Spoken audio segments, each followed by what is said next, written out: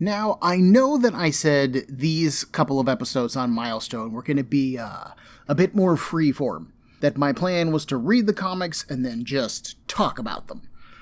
But I was taking some notes while I was reading Static just so I could make sure that I got my facts right, and I basically ended up writing an entire episode anyways.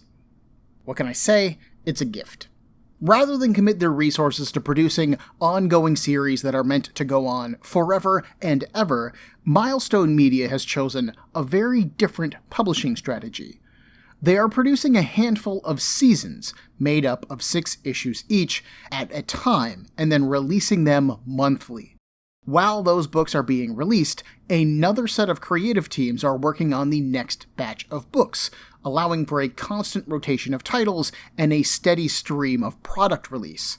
So each of their launch titles, Static, Hardware, and Rocket and Icon, ran for only 6 issues, and while they were being released, Milestone was prepping the next 2 books, Duo and the Blood Syndicate. And now, while Duo and Blood Syndicate are currently being released, they're working on the next seasons of Static, Hardware, and Icon and Rocket. So I figured that this is the perfect time to see if Milestone is doing something lame, or if they're doing some good work here. My name is Ben, and this is Comic Book Breakdown episode 22.2, Starting Static.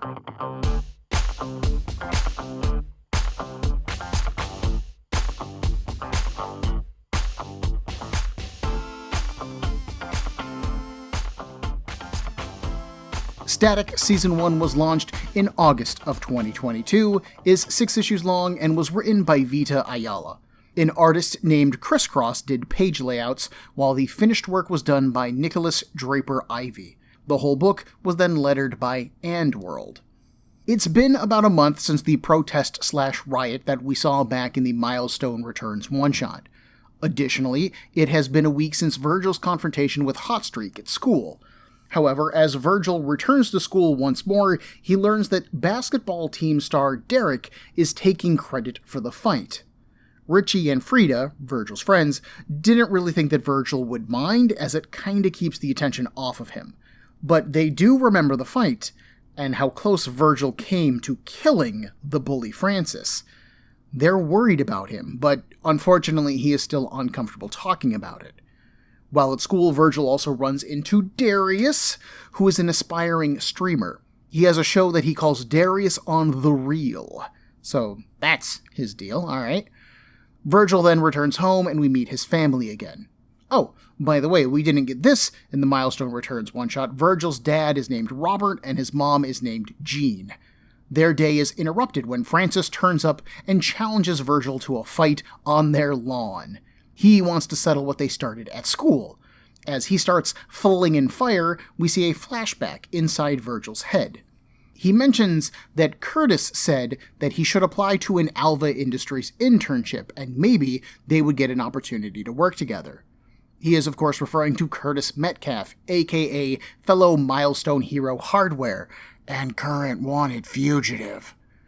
Virgil remembers a moment specifically when a chemical fire broke out in his Inventors of Tomorrow program. Metcalf explained that an electrical field can ionize the oxygen and then smother the flames. You just have to make sure to get rid of the ozone that is produced as a byproduct. Virgil then uses the same method to dispel Hotstreak's blasts as they are fighting.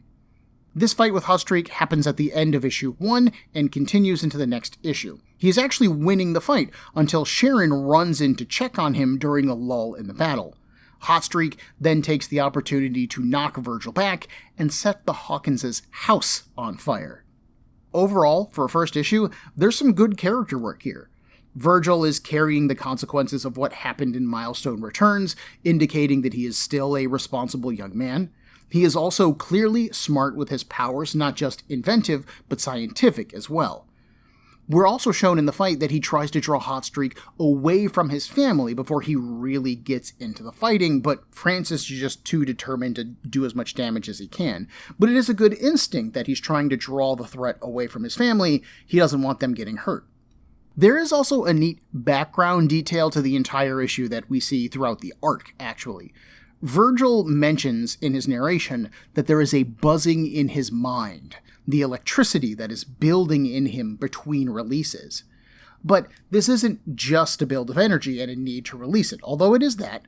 This buzz is also something that motivates Static. It drives him to do things. So the character can be impetuous and impulsive at times, and when the energy gets released from him, he becomes calm and collected. It's a really cool push-pull of his powers where, sure, there's a lot of positive things that he can do with them and a lot of positive ways that they can interact with him, but you kind of also have what could be a very negative side effect of he has to constantly be doing something at a time when maybe he needs to stop and think. I really like that idea, and again, it's consistent throughout the arc. I was really annoyed on my initial read that so much of this first issue is basically just a repeat of what we already saw in the Milestone Returns book. Virgil gets his powers, his family is struggling to cope with it, Francis is a bully, they fight, blah blah blah. We know all this, we've seen this all before. I will admit that it is a good encapsulation of what Static is and what this book is going to be about, but I am annoyed that I basically paid for the same story twice. In issue 2, we quickly learn that Hotstreak, at this point in the fight, has no fire left in him.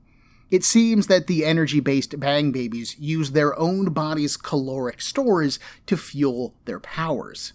And at this point, Francis has burned through all of his, leaving him vulnerable. He flees the scene, while Virgil uses the same trick as last issue to smother the flames that are on his house, which now leaves him drained and exhausted. We move inside with the family, and Jean and Robert are arguing about what to do with Virgil, now that they know that he has powers. Robert is against turning him over to some quack scientist who will do who knows what for who knows how long to his son. Jean, however, is concerned that whatever happened to him isn't finished yet, and that there might be worse coming. I actually teared up a little bit, reading this particular argument. Both of the parents are sure that they are right, having built that conviction on their own histories and life experiences. Robert additionally sees the powers as an edge, something that could help Virgil get ahead in life, demonstrating his sense of practicality. Neither one of them, honestly, is wrong. Virgil should spend a little time examining exactly what changes happen to him, how do they operate, what are the limits of his powers. It wouldn't be a bad idea for Virgil to go to Charles Xavier School for Gifted Youngsters for a little while. But I also absolutely agree with Robert that any kind of extended study is going to disrupt Virgil's life. It could be painful, it could be traumatic, and the kid already went through a physical mutation. How much more crap do you need him to go through before he can cope with it himself? It's a tricky question to answer. And like I said, it was really affecting reading this, actually. Darius finds Virgil at school the next time that he decides to go. We learn that Darius and Virgil used to be really close friends when they were kids, and that eventually they grew up to share a D&D game night. But Darius stopped going in order to do his streaming thing. Darius now has his phone out, and he is trying to record Virgil, as he mentions that he was also at the brawl in the hall, and he doesn't remember seeing Derek there. So isn't it weird how the basketball star is taking credit for you taking down Francis? Virgil simply warns him to put the phone away. He isn't interested in talking about this. When Darius presses the point, Virgil fries his phone. He does apologize for doing it, but he tells Darius that this is why he stopped getting invited to game night. Darius is more interested in getting in people's business than being a good friend. Virgil then ditches school for the rest of the day and just skateboards back home. He monologued that he regrets frying Darius' phone, demonstrating again that he really is remorseful for doing so, he just wasn't being polite. Virgil doesn't hate Darius, nor does he take joy from destroying his stuff, but he isn't going to be pushed around or taken advantage of anymore either. Feeling aimless, Virgil calls his mentor, Curtis Metcalf. Metcalf is distant and curt, but he is on the run, so it's a little bit understandable. He offers Virgil the use of a satellite lab that he set up, assuming that the cops haven't already raided it. He then references being on the run, but I'm a bit thrown off that this kid has Curtis's number, but he hasn't tried to contact him after becoming public scapegoat number 1. Like, even if it was just to see if Curtis is all right, I think Virgil would have maybe sent him a text or an email or just a phone call. Hey, I can't believe what I'm hearing on the news. Is this stuff true? And Curtis says no and gets really argumentative. Something along those lines. But I do like the idea of Virgil having this mentor figure, and of course, I like the idea of it being one of the other big public figures in Milestone, so I would love to see these two actually meet up in the future, maybe do a superhero team-up kind of thing, classic. Could be really good. Darius goes to visit Devil Guy and Acid Puke Guy, who we met back in Milestone Returns, but when he gets to the house that they're squatting in, he only finds Devil Guy. They were attacked at one of Holocaust's Meeting of the Minds by a very military-esque group. Holocaust managed to dip out, but more importantly for the purpose of this story, we are shown that Hotstreak was present as well.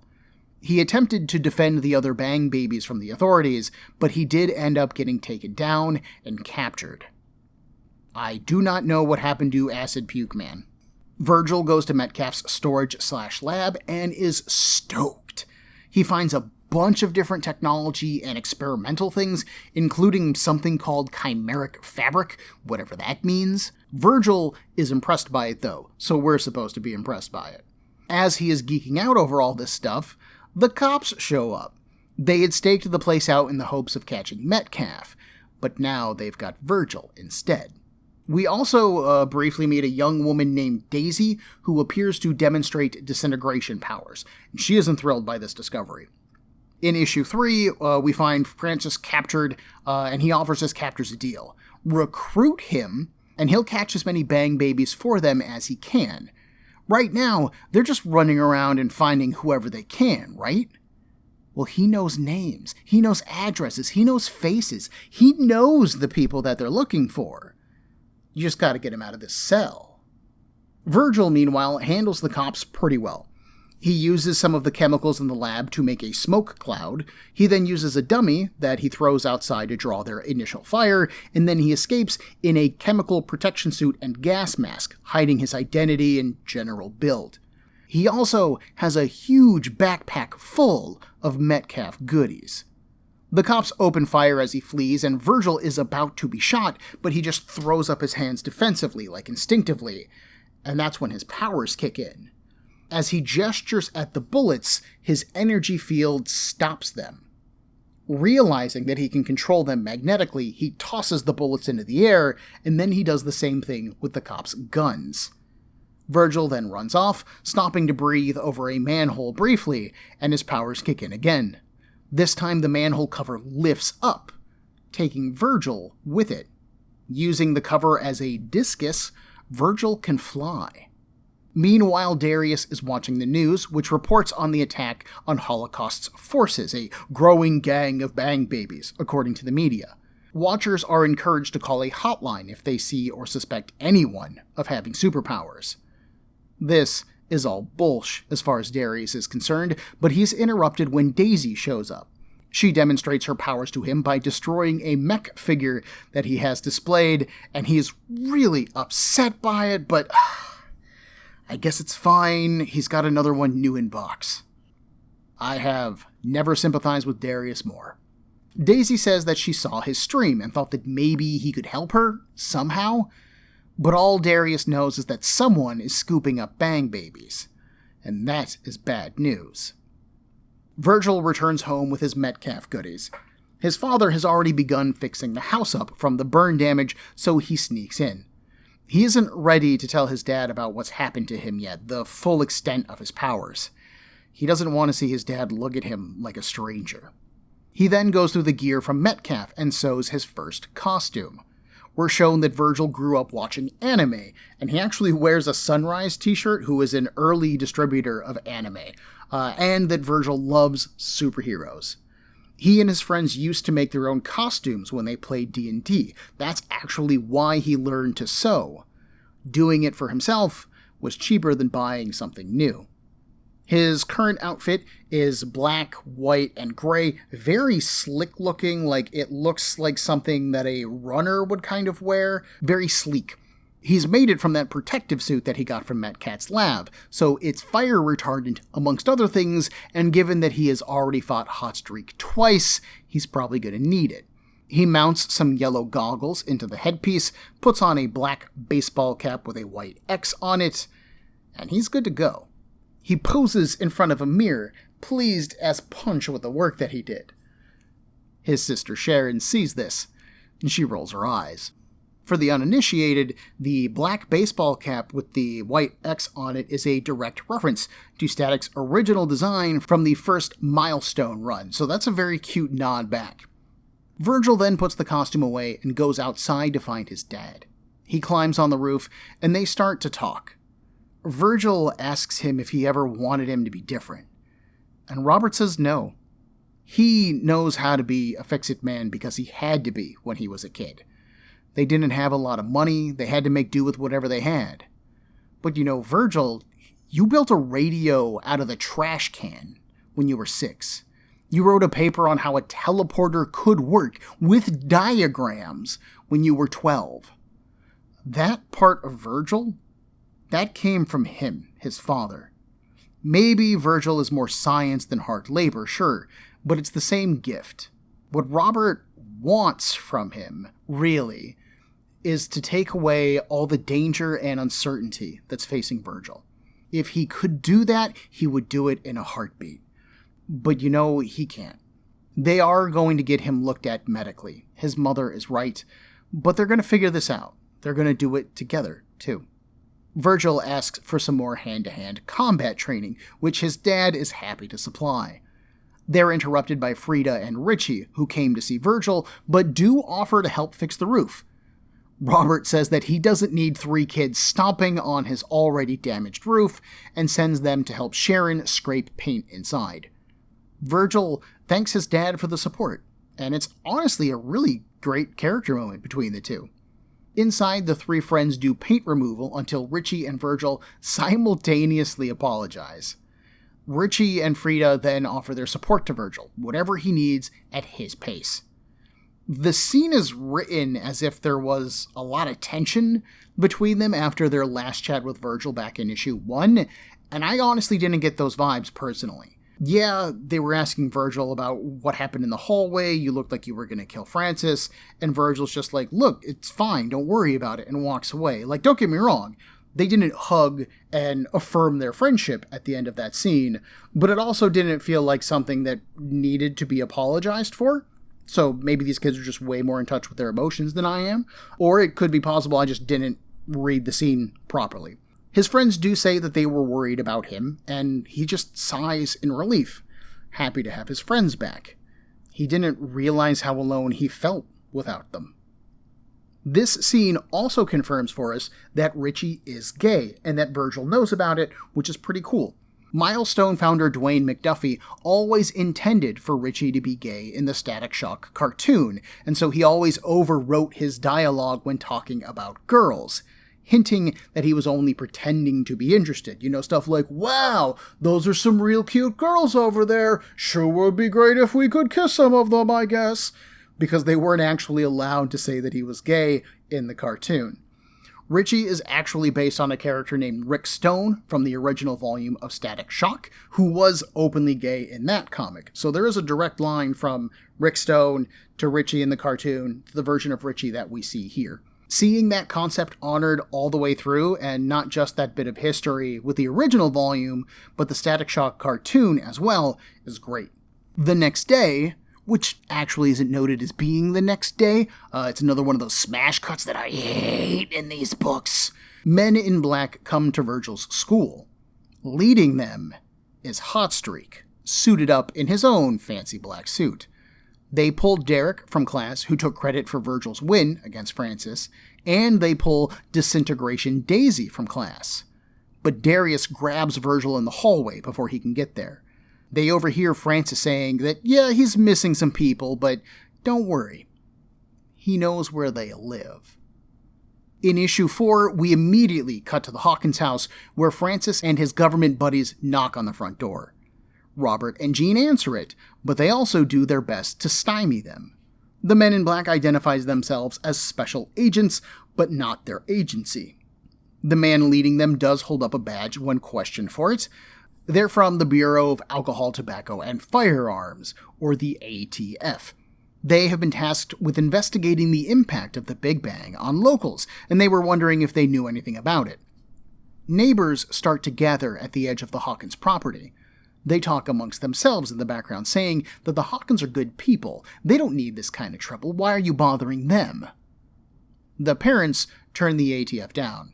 The use of gas on a peaceful protest, which was composed mainly of children, has impacted local trust in the police and law enforcement, Robert says, if you get his meaning. Jean adds that Virgil isn't involved with alcohol, firearms, or controlled substances, so he really isn't their concern. Additionally, they haven't presented any kind of warrant for arrest or entry, so they can leave, thank you very much, have a nice day. The agent explains that he can understand their distrust, but they've made some powerful assumptions about them. They're here offering free medical care, testing, and treatment to anyone who is affected by the Big Bang. And this sounds like a sweet deal. Isn't this what Jean was asking for? Virgil, who is in the house listening from around a corner, thinks, please do not buy into this. Jean declines. The crowd that is gathered starts to speak up, pointing out that red-headed guy, Francis, he's the guy who just set their house on fire the other day. But now he's with you guys? Yeah, you can claim to be the good guys all you want. We know what's really going on here. Fire dances out of Francis's right eye. He is eager to do something, but the agent stops him. Surely, as a medical professional, Mrs. Hawkins can understand why their work is so important. He offers her his card, hoping that she'll change her mind, and if she does, this is how you can contact me. Jean tears the card in two. The ATF agents leave with their tail between their legs, although very reluctantly in Francis's case. The crowd that's gathered actually laughs them away, shouting that if anything happens to Little Man, meaning Virgil, now they've got them on camera, so you better watch your step. Inside the house, Robert and Jean close the door and sigh. Around the corner from them, Virgil does the same. A family meeting is then called to discuss what just happened. Both of the adults explain that they do not trust those men at all, and they'll do whatever they have to in order to protect their kids. Although maybe, just think about it, Virgil should go to stay with one of his aunts for a little while. Virgil isn't cool with that, though. These guys are kidnapping people off the street and out of school. They took 2 of the kids from his class. He can't just sit by and let that happen. A community only works if they all work together, he says. They are the ones who taught him that. How is this situation any different? Jean tries to argue that it just is. They have databases and pictures, and they're not going to stop coming for him until they have him, and she is not going to let them take her baby. Virgil puts a hand on his mom's shoulder. She can't lock him up to keep him from being locked up. You can see her struggle with the fact that Virgil is right, but he is also still her youngest baby. She knows that he wants to run off and be a superhero, but it's going to get him killed. This is bigger than all of them, Robert says, and you're not going to face it alone. If you don't want to live with your aunts, fine, we'll respect that. But for now, we're going to table this discussion. It has been a stressful day, and everybody needs some time to themselves. Virgil agrees, but narrates as he leaves that the buzzing is back in his head. He's got the need to do something. He needs to burn that energy off. So he goes into his room and he sits quietly, thinking for a moment. He can't see any way where hiding what is happening to him makes this better. Standing up, being bold, fighting back is the only way to keep them all alive and safe as they can be. He pulls out Metcalf's bag of goodies and starts to play with some of them. One of the things that he has is a container of weird metal sand. It reacts to his energy with just a thought, assuming whatever shape he wants. It can be hard as steel or as malleable as Play-Doh. He can make armor with it. He can manipulate objects with it, things that are non-metallic. He can use it to create a disc to fly on. It's honestly the perfect tool for him. And man, is it gonna come in handy. Virgil suits up and calls Darius. He's ready to do something. Darius says that they have a way to trace Daisy, which I think is bullshit, but for the sake of the story, fine, I'm gonna play along. And Darius is ready to go. He's basically just been waiting for Virgil. Virgil hangs up and climbs into his window frame, preparing to fly away, when his sister catches his attention behind him. Sharon says that she had a bang baby in her ambulance today. Didn't have any kind of dangerous power, as far as she could tell. The girl created lights, like, fireflies. But as the girl panicked, she made more lights. Sharon and her crew had just gotten the girl and her powers under control when a black van pulled them over. Men in black took the girl. They weren't cops. No one seemed to care. No one knows that she's gone or where she went. Sharon holds out her hands and offers Virgil a thick jacket. She's noticed his increased appetite over the past few days, so she's given him a supply of glucose pills. If he starts feeling tired or out of juice, that should give him a temporary boost. There is also a panic button in the pocket. Hit it, and she's going to show up with 3 more rigs. Maybe they can't stop him from helping other people. He can flooping fly, after all. So she's going to do her best to make sure that he always comes home. They hug, and she tells him to get going before Mom and Dad want to talk again. Virgil does, and he meets Darius at an abandoned steel factory on the outskirts of Dakota. Richie and Frida, wearing black clothing and masks, and Frida is sporting a metal baseball bat, show up to help as well. I would also like to point out that Frida is wearing a jersey for the Dakota Milestones, specifically for the player named McDuffie. His number is 93. This is probably a reference to 1993, the year that the original Static comic book debuted. Dwayne McDuffie is obviously one of Milestone's founders and a very clear nod, but he is also one of the main creators for Static as a character specifically, so this is adorable. They are jokingly assigned the names Yellow Gear and Red Eagle respectively, but Virgil is not excited by having them along. He doesn't want his friends caught up in this. But they have the same argument for him that he did with his parents.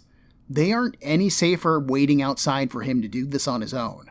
And together, they might actually have a chance of pulling this off. You can either accept the help, or you can leave them at risk. So okay. Darius has downloaded the blueprints for the building, and he emails them to the rest of the party.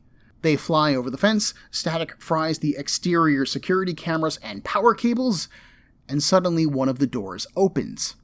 A squad of masked-up, armor-wearing, gun-toting men step out. They only have to capture this bang baby. No one said that he had to be whole. Static dodges their gunfire, then surrounds them all in his electrical field. He dumps them into a dumpster and closes the lid, making a joke about taking out the trash. Static celebrates for just a moment, and then a blast of fire blinds him and knocks him back. Static tells his friends to go. He'll handle this. Hotstreak and Static posture for a little bit, they fight for a little bit, and suddenly, this time, Static is the one who comes up dry first. He's used all of his charge getting here and overloading those wires. Hotstreak, on the other hand, is fresh. He grabs Static by the face and blasts him with the fire. Static is knocked to the ground, his face smoking and charred, and Hotstreak approaches. Issue 5 opens with Static saying that he's dying as a result of Hotstreak's attack. His face is in pain, his skin is charred. He goes into some pretty good detail about the whole thing too. Static forces himself to eat some of the glucose pills that Sharon gave him, and suddenly his body jumps back into action. It burns through the glucose instantly, kicking his cell production into overdrive, which heals all of the burns on his face. Static goes from on the ground and almost out of this fight, to on his feet and ready to go for another round. His friends, meanwhile, have snuck inside and, after some comedic bickering, agree to split up. They need to find the bang babies as fast as they can.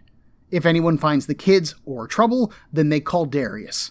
It's going to blow their location, but when he picks up the call, he will start live streaming them. At least the world will see what's happening here, regardless of what happens to them.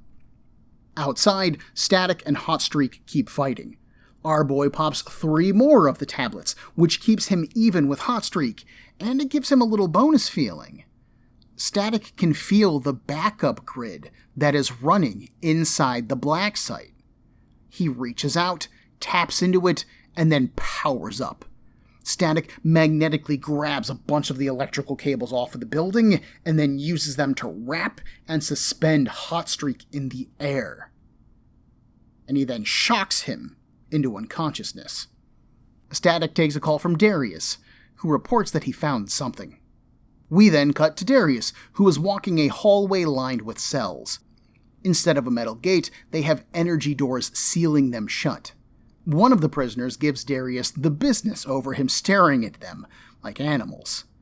But he does manage to find Daisy, and she's shown with some kind of high-tech device implanted into the side of her neck.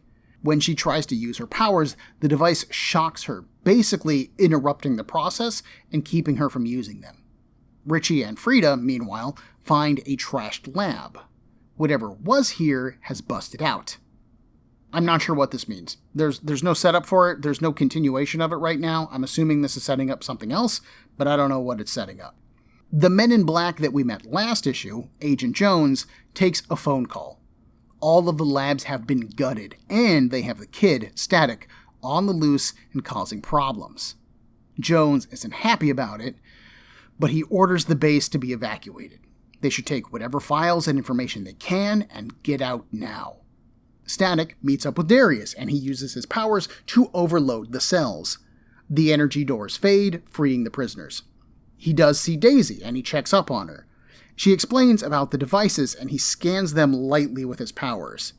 They aren't embedded in bone, but they are touching some nerves. He thinks he can remove them, but it's probably going to hurt. He carefully pulls at the device in Daisy's neck, and it pops out with a little fight. There is then a brief confrontation between Virgil and Darius.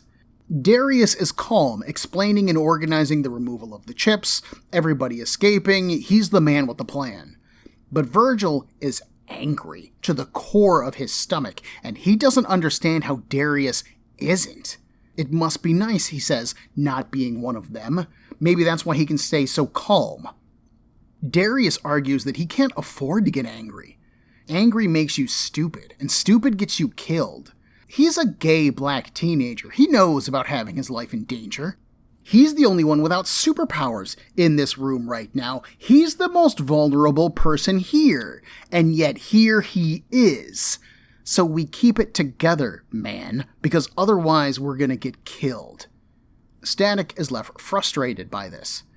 His friend is right, but he's wrong, too. This is something to be upset about, but maybe not now.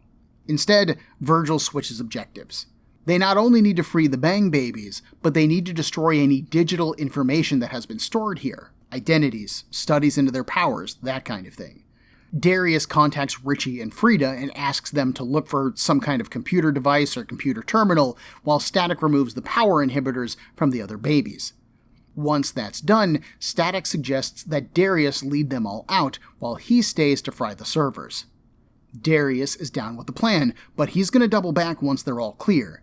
And he's going to start streaming too, just so that people know. He promises Virgil that he won't show his face or anything that's going to compromise his identity, but people need to know what's happening here. Well, how about no? One of the babies says. She is a young woman with 2 afro pups and a white t-shirt. Y'all might be heroes, but not everyone here is a weak-ass punk. Some of them made plans of their own. The freed Bang Babies light up their powers. They've all been offered a nice sack of cash to work for Agent Jones, just like Hotstreak, and they mean to collect. When issue 6 opens, the babies are attacking Static. We've got a girl with bird wings for arms, a guy with energy blades coming out of his arms called Shiv, some kind of big, glowing, energy purple dude named Derek, the basketball guy, a big snake man. Like, he doesn't have human legs, he just has snake legs and then a snake head but human arms. And the Afro Puffs girl is actually just named Puff. She seems to be able to turn into a gas or a smoke cloud, like nobody introduces themselves or demonstrates or outright says, hey, I'm this character and this is what I do. For once in my life, I'm going to ask for a little bit of Claremontian writing in terms of telling me who these people are and what they're capable of, because I don't know who any of these people are. Things get hectic quick. The energy guy is Derek, the one from Virgil's school, and Virgil tries to appeal to his humanity. And it seems to be working, but the other babies keep the pressure on. Frida and Richie then show up. Frida tosses her baseball bat to Static, and he uses it to knock down Shiv and interrupt his energy matrix. Without his energy blades, Shiv is basically helpless. And Static offers him a hand up. That is weird, Shiv says. But not as far as Virgil's concerned. He's here to help them, all of them. The only reason that he's fighting them at all is because he has to defend himself and his friends. They, meaning the government, calls them monsters and thugs and tells them that the best that they can hope for is to be useful. But that's just not true. They can choose to do more and be better, but they need to work together to do it. Agent Jones, somehow listening in, argues otherwise over the radio. The world is a competition, he says, and only the best can win at it. Community building is for sheep. Armored soldiers start to pour into the room. Static needs to buy them time to get the Bang Babies out. So he creates an option 3 as opposed to fighting or escaping. He eats the last glucose tablets, powers up, and then fries the servers from a distance. He puts out so much energy that he actually blows the grid for the entire block. In the darkness, only a small finger of flickering electricity illuminates Static's face. So, he says to the soldiers, y'all got 2 choices. The soldiers look at each other, and we jump to the near future. We're at the Hawkins residence and having another family meeting. His family isn't happy with the risk that he took, even if he did keep his face covered. But Virgil remains adamant that his actions were the right thing to do. So long as he has these powers, he's always going to be a target. It's better if he reaches out, finds allies, and works with other people to keep them all safe and build a community out of it. Maybe no one will join him, but at least people will know that someone is looking out for them. There's a pause. And then his father, Robert, envelops him in a bear hug. He tells Virgil that he loves him and he is proud of him. And he's going to start training again, regularly this time. Sharon has a second go at Virgil's super suit, giving him a last-minute tune-up. If you're going to be a hero, you need to look the part, she says. You're welcome. Darius sets up a new streaming location, aided by an untraceable wireless router, courtesy of Curtis Metcalf. The media isn't going to spin this story, and he interrupts a news report about the attack on the government facility. Suited up, Static sends out a message of hope and warning. They can work together to make the world a better place, and he isn't going to let anyone stop them. Agent Jones sees the stream and is disgusted. This little no swearing, thinks he's smart. We'll see about that. As he watches, his shadow suddenly peels away from his body, and then closes back in. The TV suddenly dies, swallowed in the darkness. That darkness also spreads, enveloping Jones. A quiet voice speaks to him. Jones thought that he was slick, thought that he could hold him, but now he's out, and no one will hear him. So answer me truthfully. Where is my brother? Jones's screams are muffled by the darkness. There's one final moment. At the Hawkins house, the family and Virgil's friends are sitting down to dinner. But as they do, Virgil's phone lights up. Darius helped set up a search for news about Bang Babies, and it looks like Derek shifted into his energy form in public and people are panicking. He needs help. Sharon tells her brother that dinner will reheat. He knows what he needs to do. We end with Static sailing through the air, a determined smile on his face. Bet. I enjoyed this way more than I remember enjoying it when I first started to read it upon initial release. When these books first came out, I absolutely hated issues 1 and 2. Because by the time I got to the end of issue 2, I had heard Virgil's origin twice in Milestone Returns and in issue 1, and I had seen him fight Francis 4 times. Twice in Milestone Returns, the very end of issue 1, and then again finishing that fight in issue 2. Milestone Returns was $5, both issues of Static were $4. I'd spent $13 at this point and basically gotten no forward momentum in Static's story. That's a very big monetary commitment in a small and competitive market that is basically built just on the promise that good stuff is coming.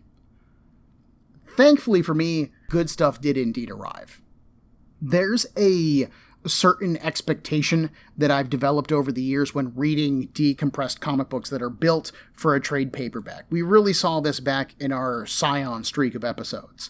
When reading a trade paperback story arc, I expect a relatively slow plot that builds over the course of the arc. I expect good character work because you've got time to let those characters breathe, and I expect to mainly get one main story. After all, decompressed comics aren't written like how comics used to be, with ongoing plot lines that shifted to and from our focus on a month-to-month basis. These 6 issues are meant to be read in a trade paperback, possibly in a single setting. From a writing structure perspective, that means that my biggest complaint about this is the lack of an overall arc. This story isn't about Virgil defeating a specific enemy. He fights Hotstreak twice over 4 issues, but Hotstreak is just a bully. Really, he doesn't matter. Ayala could have easily kept this story at that level and just had Hotstreak been our main villain, who uses his fire powers and maybe gets some inspiration from Holocaust, who we'll also find has fire powers, to start his own gang. Hotstreak could even claim to be doing it in the name of protecting his gang from the government, but he's really only using them to boost his own ego and power. This would contrast nicely with Virgil's desire to build a community out of a genuine desire to help the members of that community. This would then build over the 6 issues, culminating in the defeat of Hotstreak, who then gets arrested at the end of the book, delivering him into the hands of the ATF and setting up his return as a government agent. Instead, Francis is a one-note bad guy with little personality, absolutely no charm, no background other than being a bully, and really no creativity when it comes to his powers. He doesn't feel important enough in reading this to be the villain, but he does make for a fine enough boss character. Similarly, this story isn't about Virgil defeating the government either. That concept would require a lot more world building, and honestly, that's a rabbit hole that I could fall down easily as a writer. I look at the Bang Babies, and I really easily see parallels with Marvel Comics' mutants. These are kids who are developing superpowers that they didn't ask for or seek out. Or maybe the 2010s' Inhuman push, where the global release of the mutagenic gas Terrigen awakened long-hidden Inhuman genes from across the world, giving random people superpowers.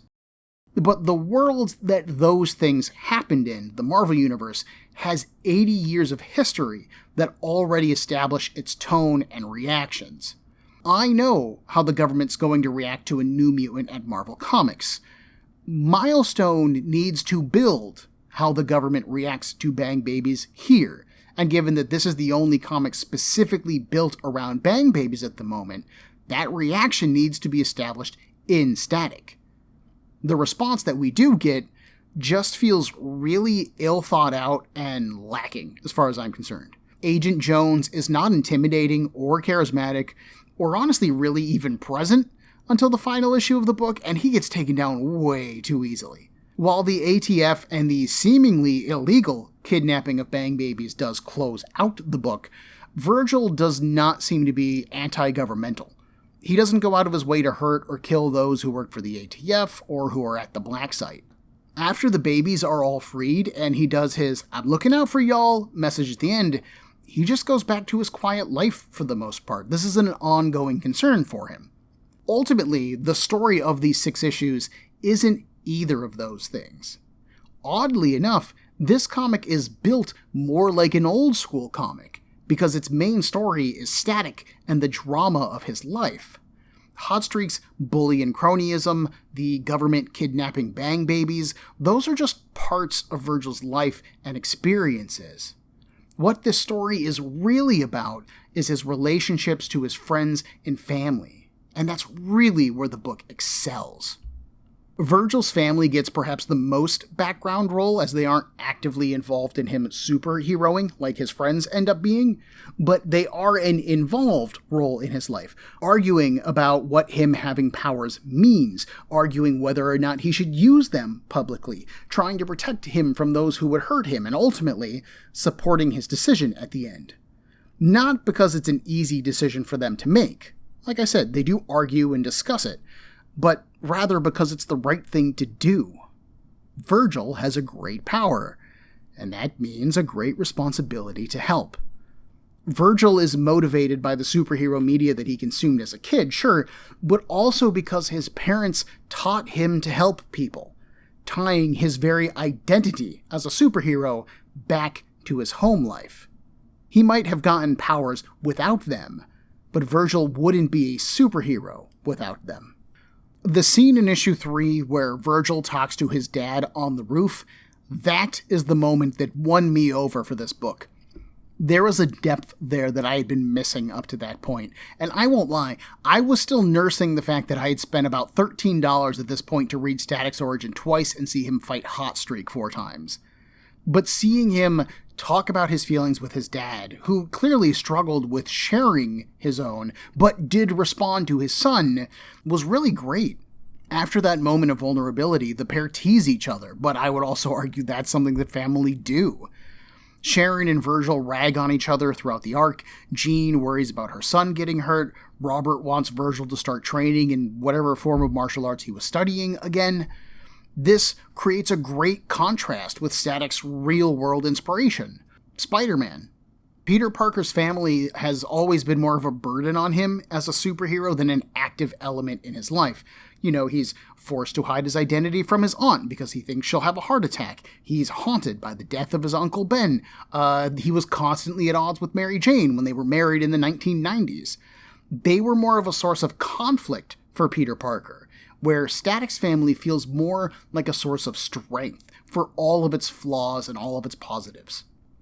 Similarly, Virgil's relationships with his friends plays an important role in the book as well. We learn that Virgil, Richie, Frida, and Darius basically grew up together, playing make-believe and building homemade costumes. This eventually grew into playing D&D as teenagers, but then they started to grow apart.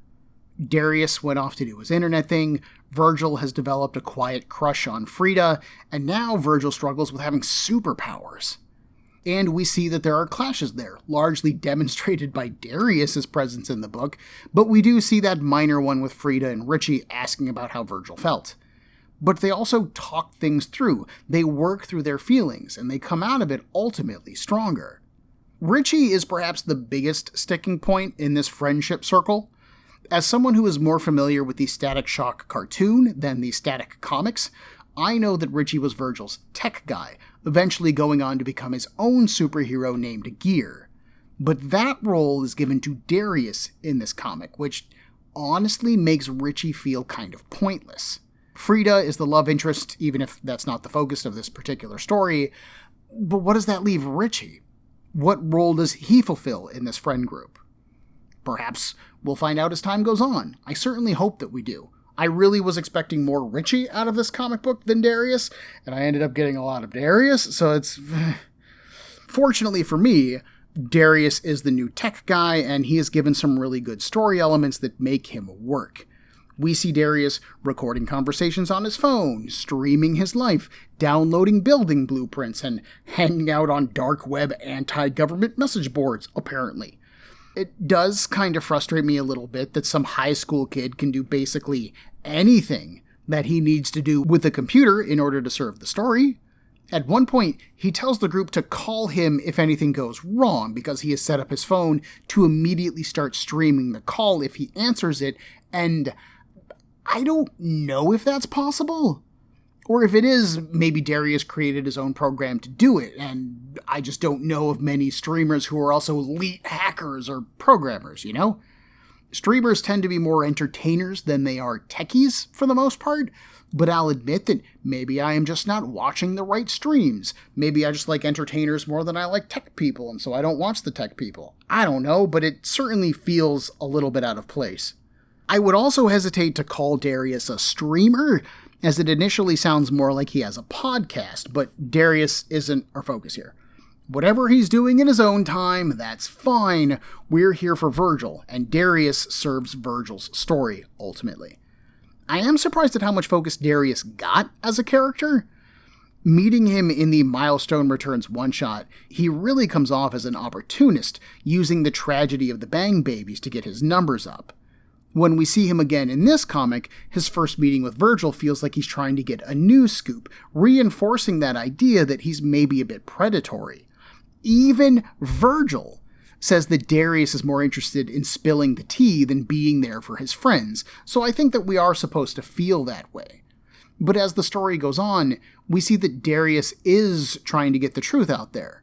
Yes, sure, he probably does want the numbers, but that's because he wants people to see what's happening through an unfiltered lens.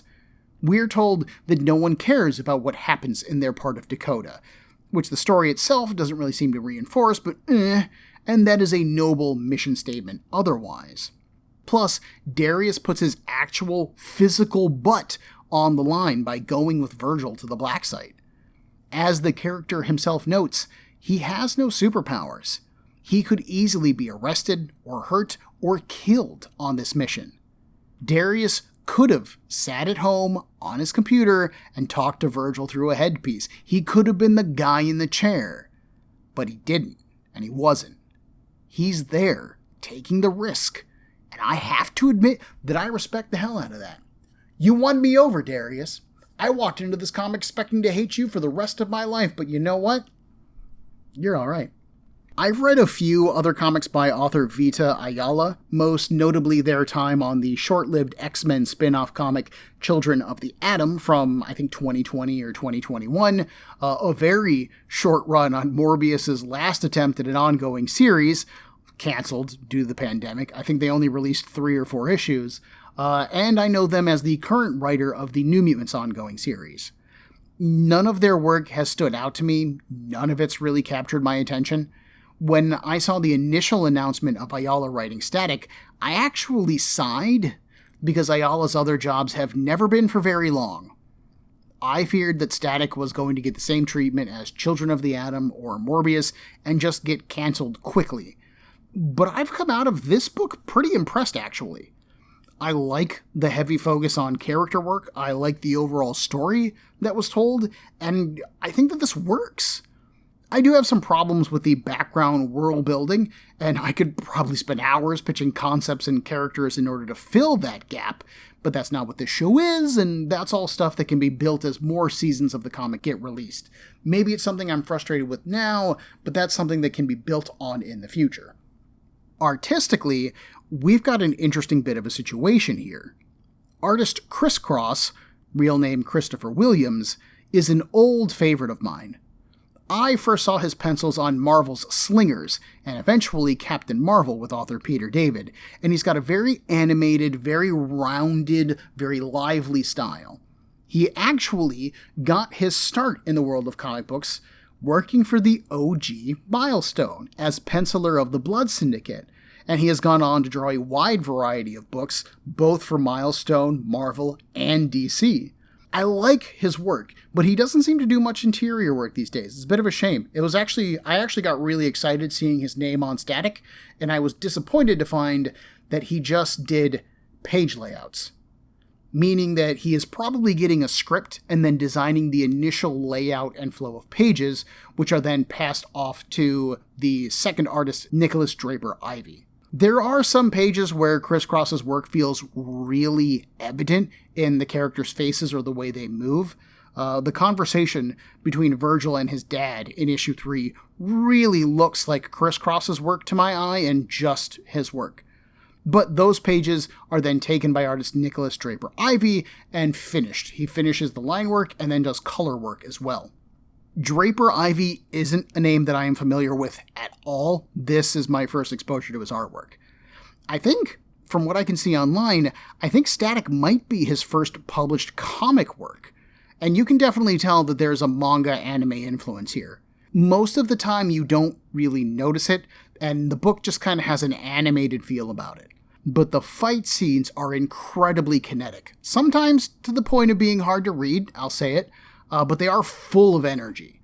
Most of the time the artwork is bright and clean, very fluid, and for the most part I enjoy it.